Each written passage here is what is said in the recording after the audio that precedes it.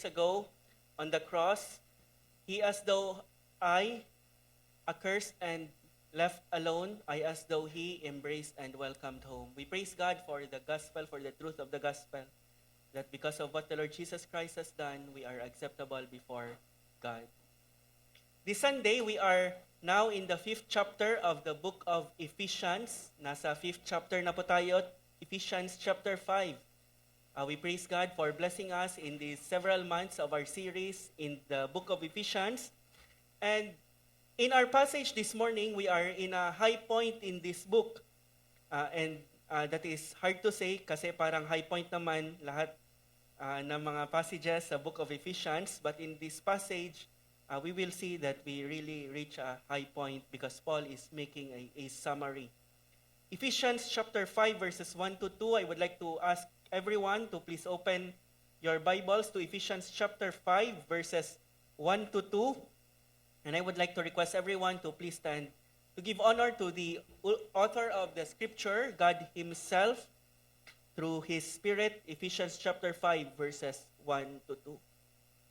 Therefore, be imitators of God as beloved children, and walk in love as Christ loved us and gave Himself up for us, a fragrant offering and sacrifice to God. Let's pray. Lord, we thank You that You have loved us.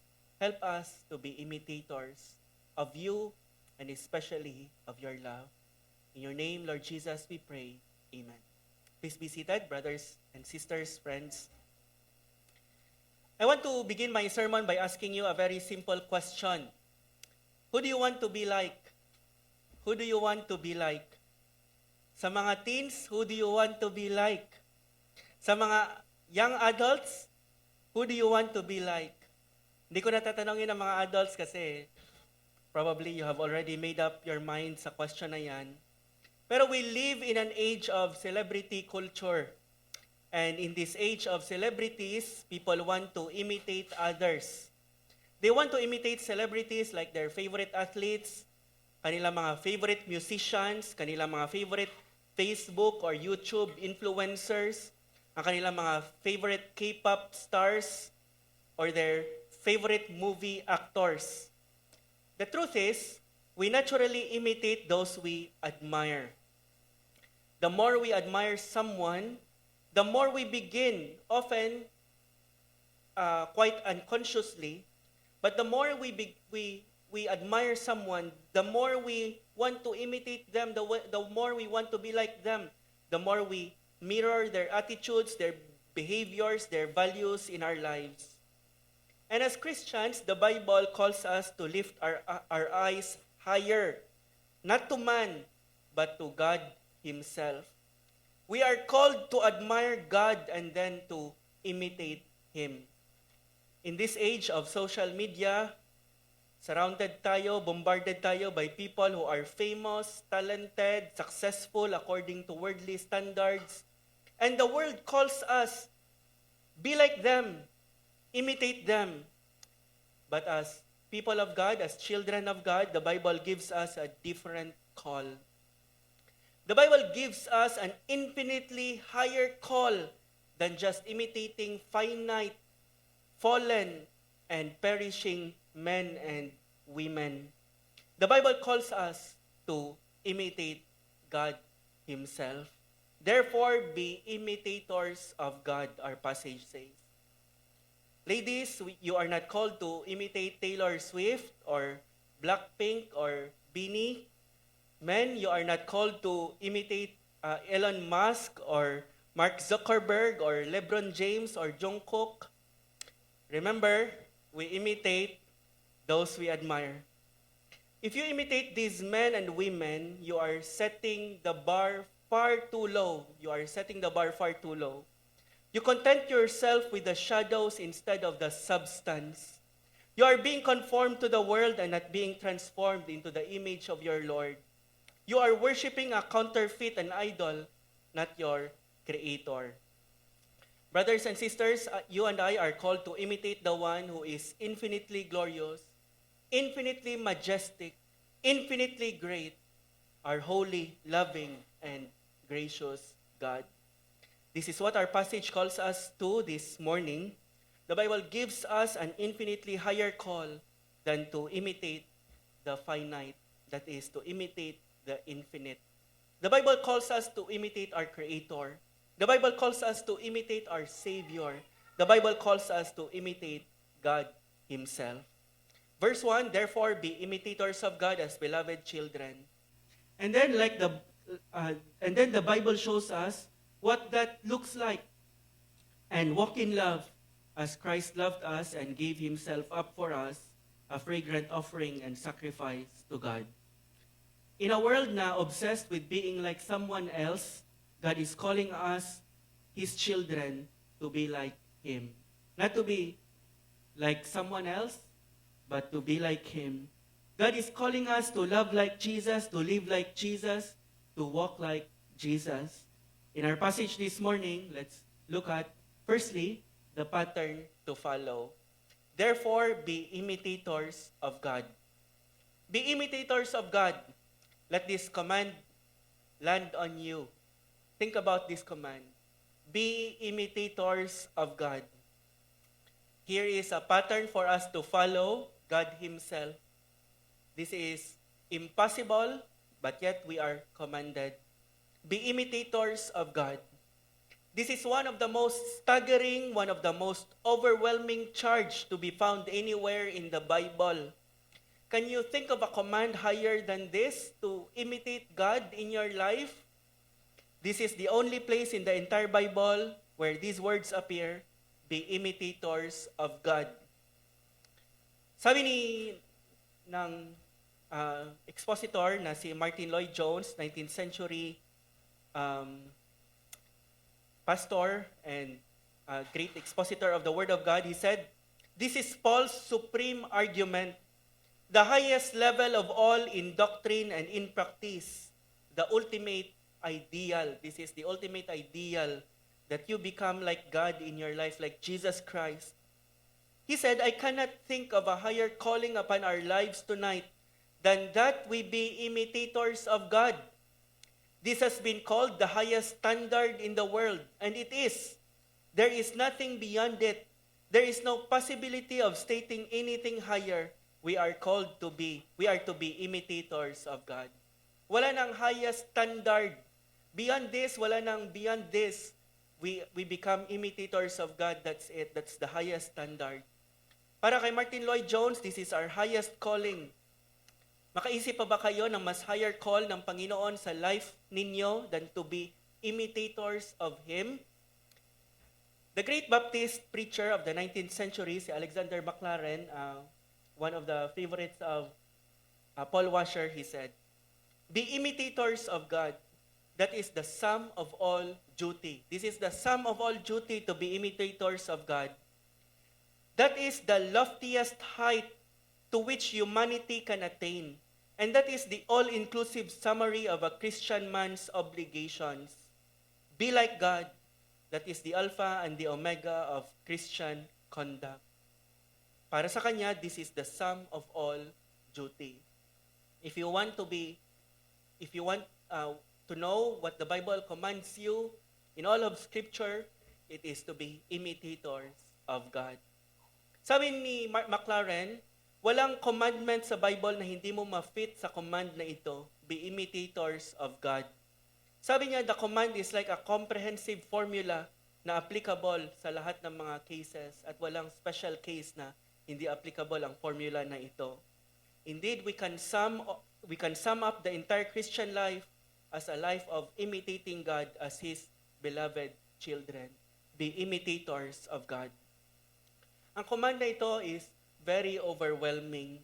Paul is setting the bar of the Christian life as high as it possibly can be set.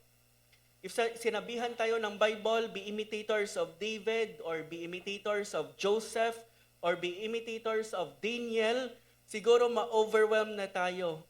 These are very godly men. Ang layo ko sa kanila. But here we are not just called to imitate David or Joseph or Daniel. We are not just called to imitate godly men. We are called to imitate God Himself.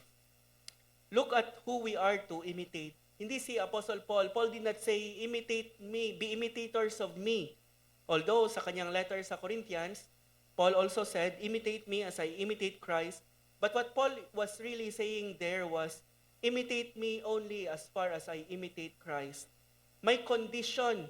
In a way, parang sinasabi ni Paul, indirectly, imitate Christ through me. Imitate Christ. That is the command. The infinite God who created everything, who is eternal, who is infinite, who is immortal, we are called to imitate. If that does not overwhelm us, we do not know God as we really should know Him. Therefore, be imitators of God. Ang Greek word na ginamit dito is mimetai, from where we get the word mimic. We are to mimic God, Paul is saying.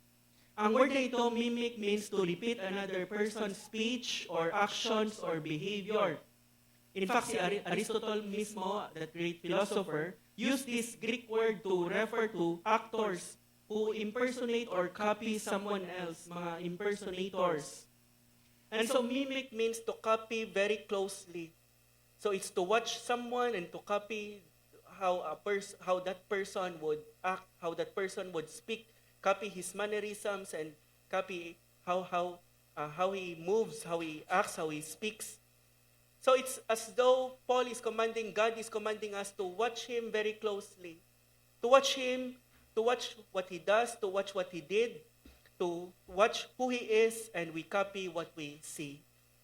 This is what our previous passage had been saying. If you remember, when we are, our previous passage says we are to be truthful, we are to practice righteous anger, we are to speak, we are to share, we are to speak words that build up rather than words that corrupt. We are to be tender-hearted, kind, forgiving one another.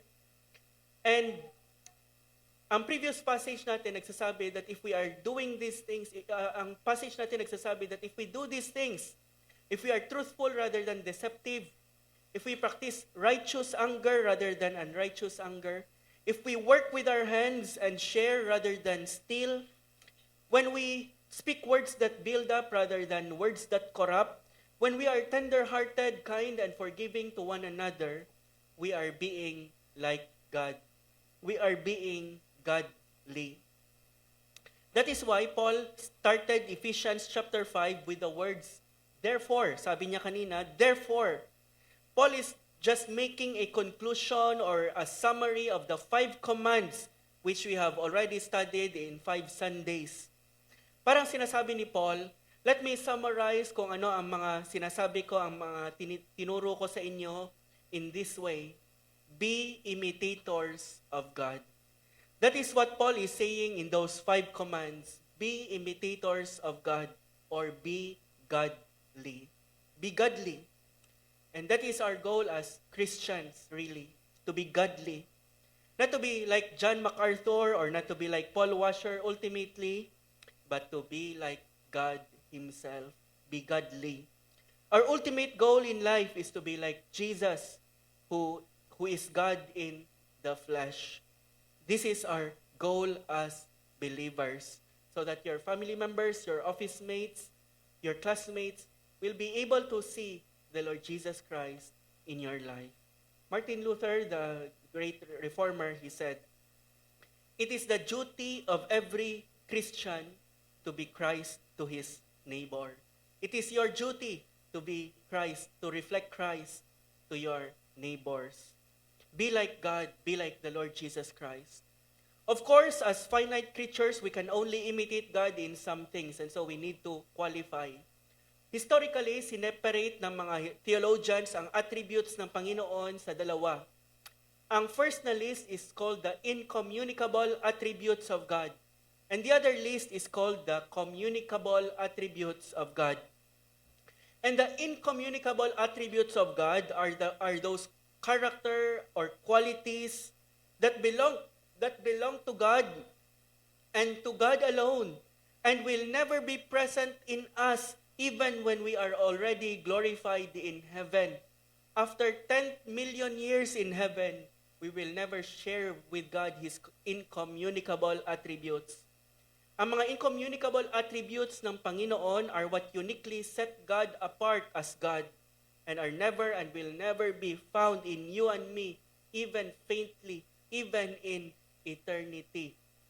We speak of diseases as communicable, meaning to say pwedeng ma-transfer ang disease na yan pag communicable. Ang mga incommunicable attributes ng Panginoon, hindi niya pwedeng ma-transfer sa atin, even just a little of these attributes. Ang mga incommunicable attributes ng Panginoon, hindi pwede nating ma-imitate. Among these attributes are His self-existence, His self-sufficiency, and His eternality. True, we will live in heaven for all eternity, but may time in the past in which we did not exist like God did. Ang Panginoon, walang time sa past na hindi siya nag-exist. He has always been there. May point sa time in which God created us, pero hindi yan totoo sa Panginoon. God is eternal. Before the mountains were brought forth or ever you had formed the earth and the world, even from everlasting to everlasting, you are God, sabi ng Bible. Psalm 90 verse 2. God is the uncaused creator. Ang ibang mga communicable attributes ng Panginoon, ang mga attributes niya na usually nagsa-start sa prefix na omni, like omnipresent, omniscient, omnipotent. Ang mga attributes na ito, they belong to God alone. There is no point in our existence in which we will share these attributes with Him. There is no point in our eternal existence in which we will be all-powerful, in which we will be everywhere present, in which we will be unchanging. We will still grow in heaven as finite beings. We will still grow in our knowledge of God and in our love for God. Kahit nasa langit, we are already perfect, and yet we will still improve in knowing God, in loving God. We will still improve. God is the only being who does not need to improve because He is already infinitely perfect. We are never called to imitate God in His incommunicable attributes because it is just impossible. Pero ang mga communicable attributes ng Panginoon, mga attributes niya na pwedeng matransfer sa atin, these attributes we are called to imitate. It is these attributes that He shares with us and He perfects in us. Some examples of these attributes are given in this passage: His attribute of love. Another example is His attribute of holiness, His goodness, His mercy, His faithfulness, His wisdom, His justice. Last week, na-learn natin His kindness, His compassion, His tender-heartedness, His forgiveness, His peace, and even His wrath, His righteous anger towards sin. It is these attributes of God that we are called to imitate. We are called to imitate God in His holiness. But as He who called you is holy, you also be holy in all your conduct, as it is written, "Be holy, for I am holy." We are called to imitate God in His love, in His patience, in His kindness, in His goodness, in His gentleness, in His mercy, in His forgiveness. Be kind to one another, last week's text. Tender-hearted, forgiving one another, just as God in Christ has forgiven you. As God is holy, so we are to be holy. As God is love, so we are to love. And as God is forgiving, we are to be forgiving, and so on and so forth. We are to grow daily sa mga attributes na ito. God planted these attributes in our lives during the new birth. And as we grow, ang mga attributes na ito, they blossom like a flower in our lives. And as they blossom, we become more and more like God. And there will be more and more resemblance of our great and holy and loving and awesome God in us. Sabi ko kanina, overwhelming ang command na ito. We cannot do it on our own. We cannot be like God on our own. But as we strive to be like Him, He is the one who transforms us. Just as Hebrews 13 says, He is working in us that which is pleasing in His sight. He is working in us that which is pleasing in His sight. And when we become like Him, that is pleasing to our loving Heavenly Father, and that is what He is working in our lives, that which is pleasing to Him. In fact, some of these attributes are what we call the fruit of the Spirit. His fruit in our lives. His fruit of love, joy, peace, patience, kindness, goodness, faithfulness, gentleness, and self-control. These are God's attributes that He shares in us. And as His Spirit is planted in us, His Spirit is beginning to bear these fruits sa mga buhay natin. These are just some of the communicable attributes of God that He shares with us and develops in us so that we will become more and more like Him. Be imitators of God. You and I are called to be like God in His communicable attributes. Man already was like God before. And this command goes far back into creation. Because man was already like God before. Genesis chapter 1 verse 26. Then God said, "Let us make man in our image, after our likeness." We were created in the image of God. We were created after the likeness of God. We were created already to be like God. Hindi physically because God is spirit, the Bible says, but morally. Adam was made in a state of holiness and righteousness. He was made in such a way that he would reflect what God is like. Someone could look Adam in the garden and see a resemblance of God in Adam. And then came Satan's deception. Satan deceived Eve. Ano sabi ni Satan kay Eve? The moment you eat this fruit, you will be like God. You see how deceptive, how great a liar Satan is? Eve is already like God. But then he said, the moment you eat this fruit, you will be like God. Adam and Eve could have replied to the serpent, we are already like God and so would not eat the fruit. But they bought into the lie of the devil, and when Adam sinned, he lost the moral likeness of God. The image of God in Adam was so marred. May natira pa rin, pero it was so marred that Adam had to be recreated once more. Adam was no longer holy. He became unholy Adam. He was no longer righteous. He became unrighteous. And there came a great separation in the relationship between holy God and sinful man. And it would be through the cross of Christ, through the death of the Lord Jesus Christ, that sinful man can be reconciled to holy God and enter into a personal saving relationship with God. But the cross of Christ not only brings reconciliation to holy God and sinful man, it also brings with it the power to restore sinful man into the image of holy God.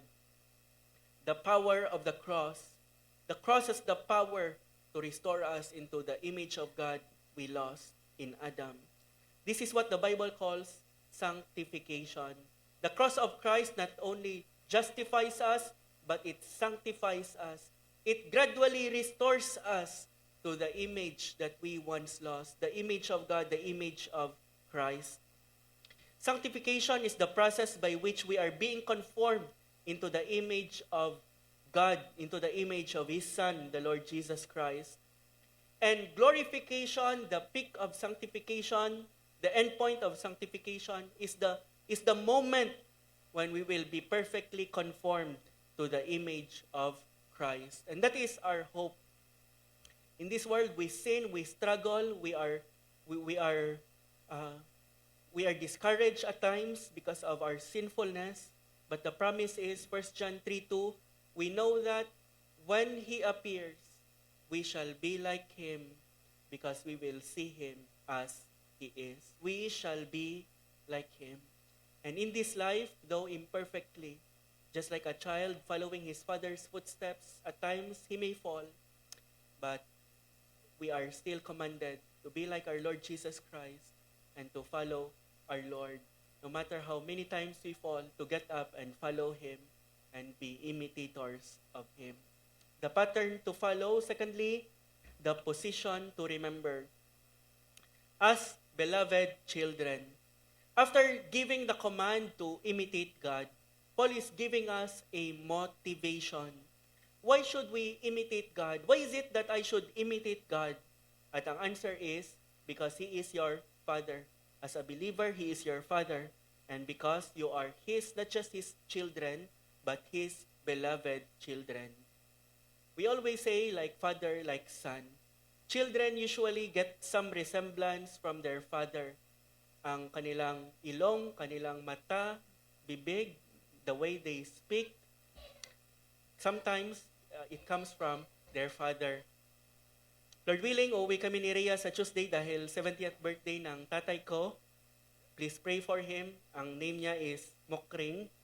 And palagi talaga before, I remember when I was still little, if makita ako ng mga nakakilala sa tatay ko, they would exclaim sometimes in surprise or in astonishment, and they would say, hala, parang si Mokring. Parang si Mokring talaga. There is a resemblance that a child or a son takes on directly from their father. Before the Bible, and this is true of us as God's spiritual children, before the Bible says our spiritual father is the devil, John chapter 8, you are of your father the devil, Jesus Christ said to the religious leaders of his time. God was not always our father. He had not always been our father. God became our father when we were born again, when we believed, when we put our trust in the Lord Jesus Christ. John 1:12, but as many as received Him, to them and to them alone, He gave the right to become children of God, to those who believe in His name. Not everyone are God's children. But we were not born having God as our Father originally. We were born in sin. We were born children of Adam. And so we were born having Satan as our spiritual father. And when Satan was our spiritual father, guess what? Like father, like son. We also imitated him. He was a liar. We also lied. Hindi tayo tinuruan. We also lied. He was proud. We were also proud. He was a thief. We also stole. No one taught us to steal. Hindi tayo tinuruan na magnakaw. He rebelled against God, and so did we, like father, like son. This is how Ephesians chapter 2, verses 1 to 2 put it. And you were dead in the trespasses and sins in which you once walked, following the course of this world, following the prince of the power of the air, the spirit that is now at work among the sons of disobedience. We were sons of disobedience, the spirit, the prince of the power of the air, Satan, the spirit that is at work among the sons of disobedience. We were following him as our spiritual father. Pero past life na natin yan. Paul devoted 3 chapters to tell us what God has already done. That is already your past life. And Satan is no longer your spiritual father. Now you are born again. You have a new father. He has adopted you. You were, according to Ephesians chapter 1, predestined to become his children. He is now our spiritual father, and we are to spend our whole lives imitating him. Paul spent 3 chapters in Ephesians telling us that God has done so much already for us so that we now have a new position, children of God, and as his children, we ought to imitate our loving Heavenly Father. And the more we imitate God, the greater our assurance na anak talaga tayo ng Panginoon. The more we imitate God and the more we see His resemblance in our lives, the greater the assurance of our salvation, the greater the assurance that we have truly been born again and born again into the family of God because we bear the same family resemblance. And for me, this is very important because may mga times sa lives natin in which Satan will say to us, you are still mine. You still belong to me. But as we look over the pattern of our lives, as we see godliness forming, we can see that we have more resemblance to God than to Satan. We now hate the sins we used to enjoy. We now desire holiness. We now desire to be like God, to walk in love. We now long to please Him as our loving Heavenly Father. The more we imitate God, the greater the assurance that we are indeed His. We are indeed saved and have become His beloved children. At the same time, the more we imitate God, the more people know whose child we are. The more people will recognize that we are indeed children of God. We are to imitate Him as our beloved Father and we as His beloved children. Makakita tayo dito ng dalawang motivations for why we should imitate God. Number one, He made us as His children. And number two, not only has He made us His children, but as His beloved children. He loves us. He loves you and me. Sa kanyang classic book na Knowing God, si J.I. Packer nagtanong, what is a Christian? And then he replied, the question can be answered in many ways, but the richest answer I know is that a Christian is one who has God for his Father. A Christian is one who has God for his Father. And if that is you, He is now your Father, it is but right that you imitate Him. You are not slaves trying to win His favor, but children already love.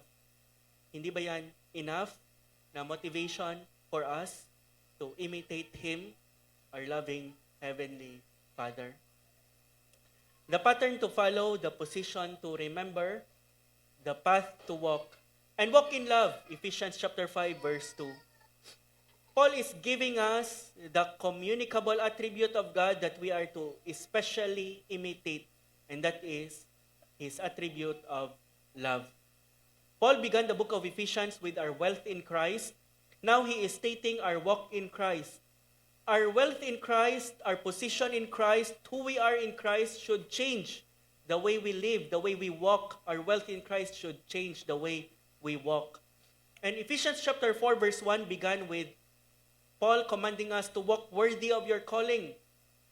Ephesians chapter 4 verse 3 tells us that we are to walk in unity. In Ephesians chapter 5 verse 8, he would be telling us to walk as children of light. In Ephesians chapter 5 verse 15, he would be calling us to walk not as unwise but as wise, redeeming the time, for the days are evil. Here in Ephesians chapter 5 verse 2, we are told to walk in love. What is it in God that we are to imitate? More than anything, we are to imitate His love. Our God is a God of love. True, He is a God of many other virtues, like not just love, but like justice or mercy. But He is nonetheless a God of love. Sabi ng Bible, God is love. And kung may pinaka-need pa tayo in our lives na i-imitate sa Panginoon, it is His attribute of love. It is that we grow daily in love. After all, according to Apostle Paul in Romans 13, love is the fulfillment of the law. Love is the fulfillment of the law. In fact, nung tinanong si Jesus Christ what is the greatest commandment, He summed up the commandments, all the commandments in the Old Testament, and napakarami. More than 600, and sinum up niya into two. He said, you shall love the Lord your God with all your heart, soul, mind, and strength. And second is like it, you shall love your neighbor as yourself. That is why Paul can say, love is the fulfillment of the law. Who are we to love? The first to love is God Himself. We are to love God. You shall love the Lord your God with all your heart, with all your soul, with all your mind, with all your strength. Mark 12:30. If we love God, it will not be a burden to worship Him. It will not be a burden to serve Him. If you love God, your Bible reading, your prayer, your giving will not be a burden in any way to you. We would give our lives to Him if we love Him. We would, in fact, do that joyfully, lay down our lives for Him.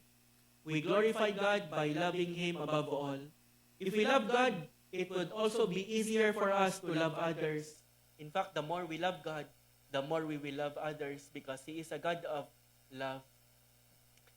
we are to love God. Second sa list of people to love is of persons to love is we are to love the lost. God loves the lost, and if we love God, we will also love the people He loves. He loves the lost. And one of the greatest expression of that love is to share with them the gospel that will save them from eternal damnation in hell. God so loved the world that He gave His only begotten Son, that whoever believes in Him should not perish, but have eternal life. And if we are to be imitators of God in His love, we must reach out to a lost and dying world, because that is what God has done for the world in His love.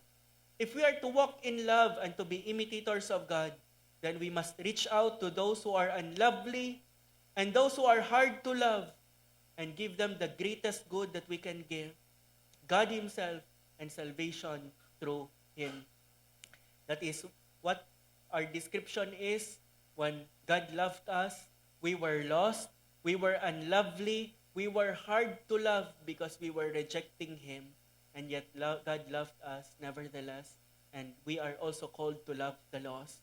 The lost in your office mate, the lost in your family, some of them are a challenge to love. And God is calling you to love them, especially by praying for their salvation and by sharing to them the gospel of Christ. Thirdly, we are to love the brethren. Look at your left, your right. If you wonder who these brethren are, look at your left and your right. Apostle John says it several times sa kanyang epistle that the mark of a true born-again believer is love for the brethren. If you are born again into the family of God, you will love the members of your own family naturally. Pero actually, supernaturally ito. Kasi hindi ito physical relationship, this is a spiritual relationship. 1 John chapter 4, verse 7 and 8, Beloved, let us love one another, for love is of God, and everyone who loves is born of God and knows God. He who does not love does not know God, for God is love. Sabi ni John, isa sa mga sure mark that you are born again into the family of God is you love the brethren. He who does not love does not know God, for God is love. Whoever loves has been born of God and knows God. Love for the brethren is a mark of all the children of God. 1 John chapter 4, verse 11, Beloved, if God so loved us, we also ought to love one another. We also ought to love one another. And if we are to be imitators of God, we would love the brethren. It is easy to love mankind in general, to say, I love mankind, I love people in general. But Paul is saying, love the brethren in your local church, especially in your local church. And sometimes that is a challenge. That kind of love requires your time. That kind of love requires your effort. It requires your finances. It requires your heart. That means more than just church attendance. It entails sacrifice. We are to love the way Christ loved.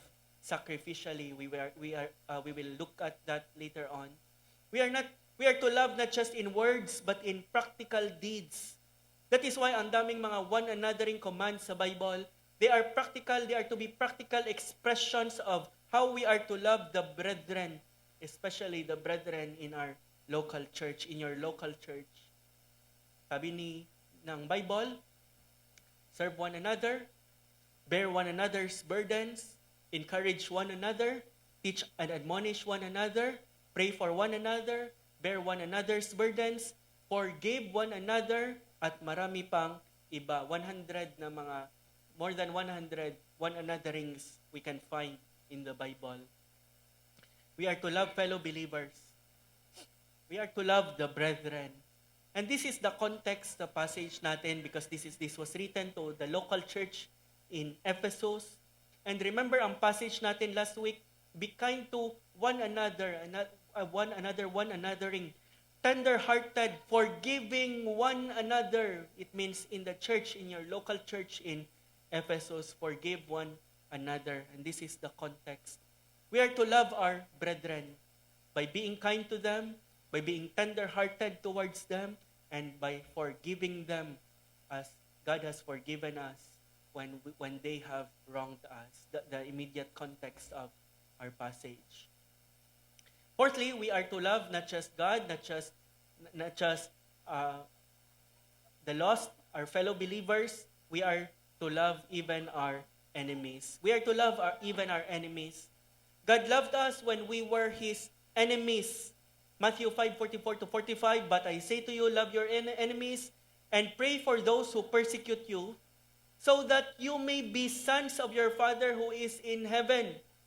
For He makes His sun to rise on the evil and on the good, and sends rain on the just and on the unjust, so that you may be sons of your Father in heaven. It does not mean we become God's children when we love our enemies. It means that we just give evidence that we are indeed His sons when we love our enemies. God loves His enemies. He prayed for them. He sought their good. And so must we. So must we. Si Helen Rose Vere was a British missionary doctor in the country of Congo. During the rebellion of 1964, she was captured, beaten, brutally assaulted by soldiers. During the ordeal,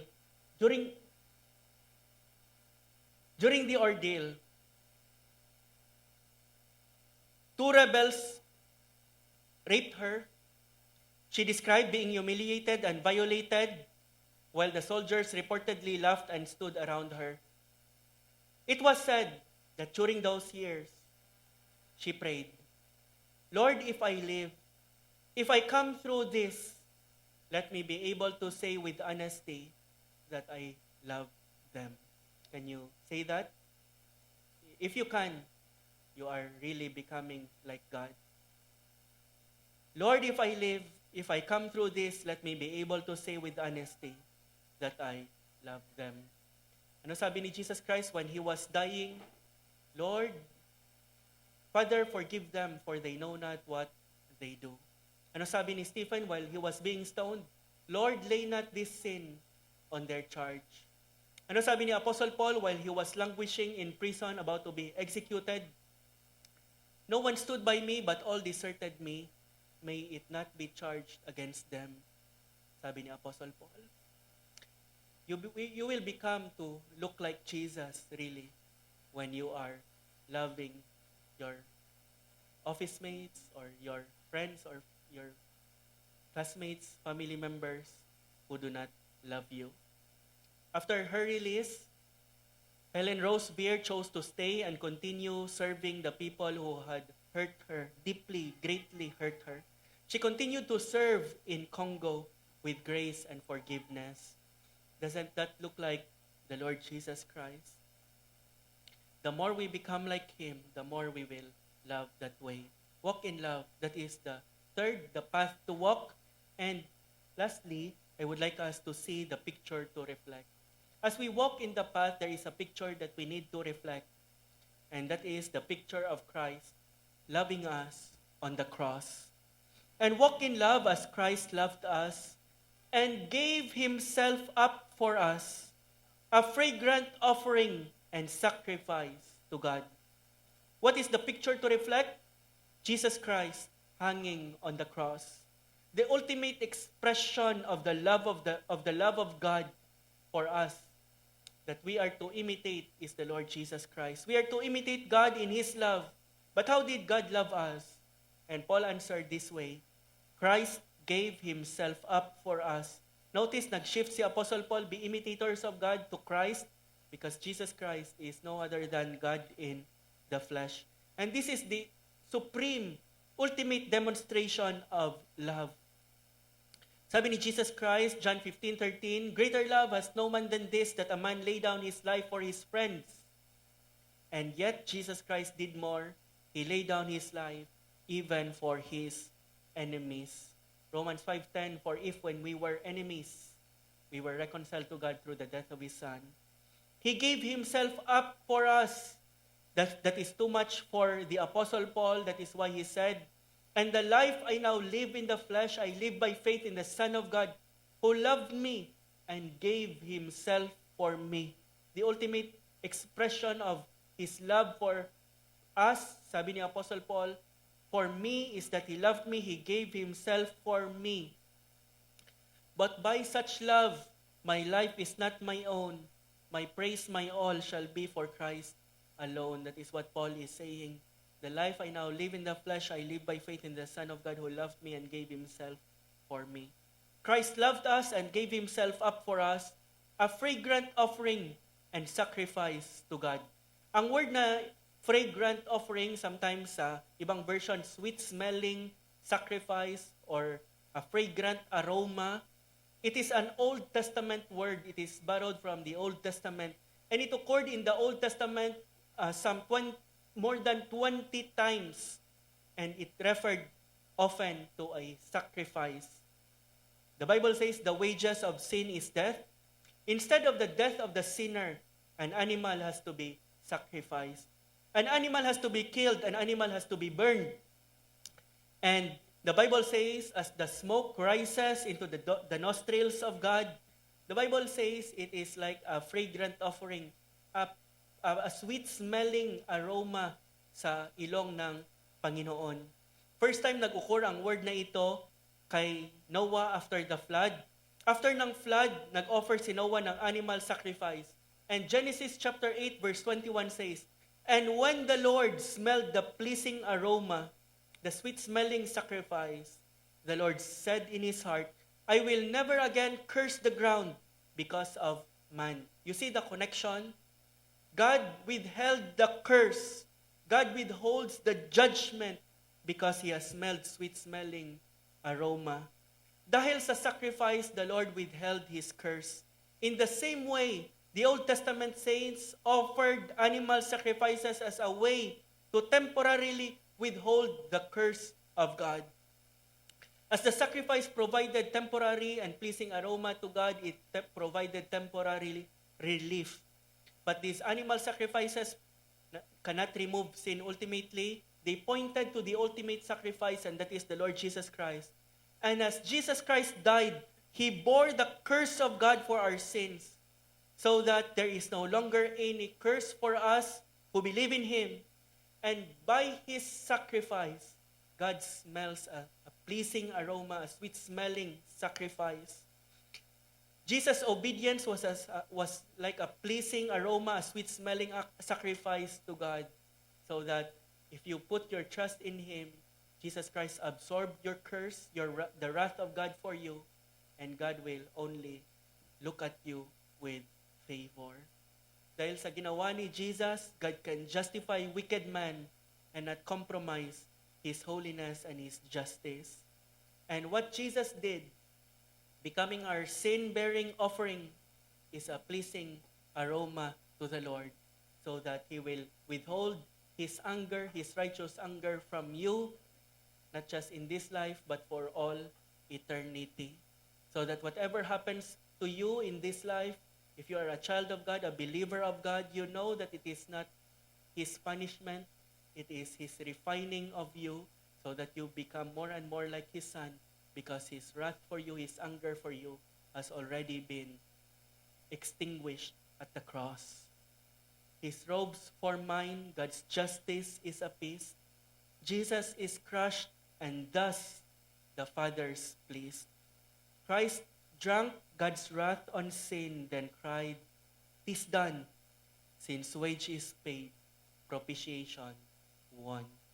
Jesus is crushed, and thus the Father's pleased. The Father was not pleased in crushing His Son, but in what it accomplished, and in the obedience of His Son, the Father is pleased. And God will take that sacrifice so that He will no longer pour God is satisfied with that sacrifice, so that His wrath will no longer be poured to His people. If you are here this morning, your sins are not yet forgiven, dahil sa ginawa ni Jesus, you can be forgiven, full and free. You can be made righteous. His robes can be yours for all eternity if you put your faith in Him, if you put your trust in Him. Jesus gave Himself up for us. That is how God loved us. That is how we ought to love one another. Are we already loving one another? Sure, we are. I can see that sa gospel community. But to the extent that Jesus Christ loved us, ang layo pa. This love is sacrificial love. This love is a love that gave His all. The pattern to follow, be imitators of God. The position to remember as beloved children, we are to imitate Him. The path to walk as we imitate Him is the path of love. And the picture to reflect is Jesus Christ giving Himself up for us so that we also need to do that in the same, we need to do the same to our brothers and sisters. We are to imitate God as beloved children, especially in His sacrificial love for us. And in closing, I would just like to leave with you two applications. The first is to look to Christ daily. Look to Christ daily. You can only imitate a person you know. And ang mga imitators, mga impersonators, they have to study the person they need to imitate. And so see Him, know Him, and you can see Him and know Him through His Word. Spend time reading His Word. Spend time praying that the Lord will gradually conform you to His image. Study especially the life of His Son. Study His life, savor His love, and stay near His cross. Remember, we imitate those we admire. We imitate those we admire. And if we listen more to this world and to the people, mga celebrities, people of this world, naturally, unconsciously, we begin to imitate them. But as we look to Christ, as our focus is on Him, gradually, we are being transformed into His image. Seeing is becoming. The more we see Him for who He is, the more we become like Him. And in eternity, the Bible says, we will be like Him because we will see Him as He is. Perfect seeing will result to perfect becoming. The first is look to Christ daily. The second is love sacrificially. Imitate God by loving sacrificially. Ask yourself, who is God calling me to love today, this week, especially when it's hard? Is there someone to forgive, someone to serve, someone to be patient with, or to lay down my pride for? May it be that we would be imitators of God as His beloved children, that we would imitate Him in His love, especially in His sacrificial love. May isang bata who once said, I want to be like Father because my Father is like Jesus. What a testimony that is. I want to be like my Father because my Father is like Jesus. And that is our goal as believers.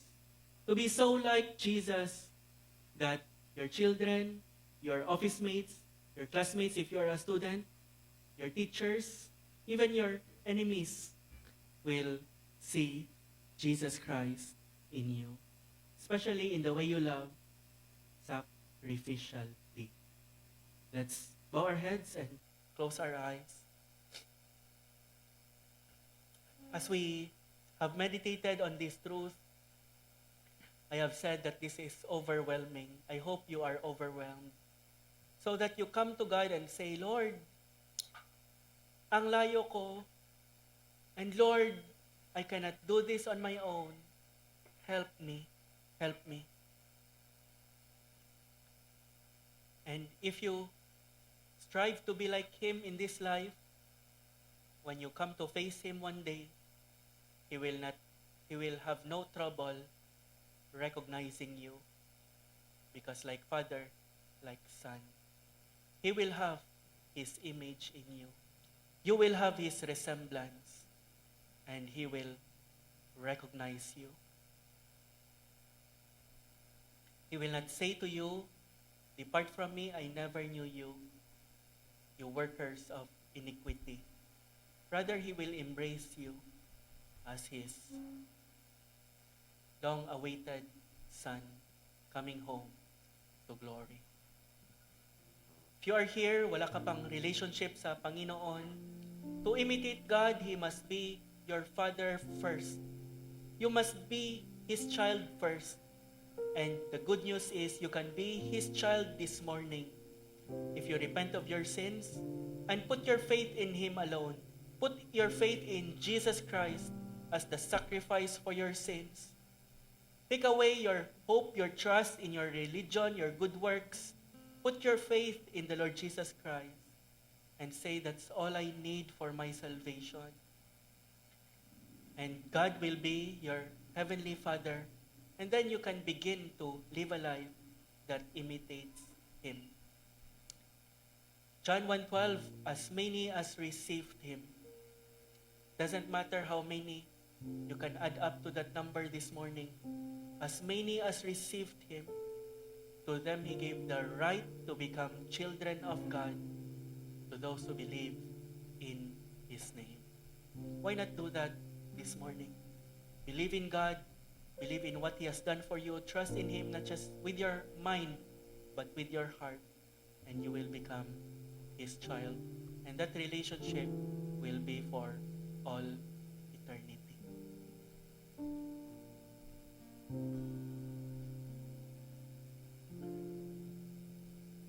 Lord, we are overwhelmed.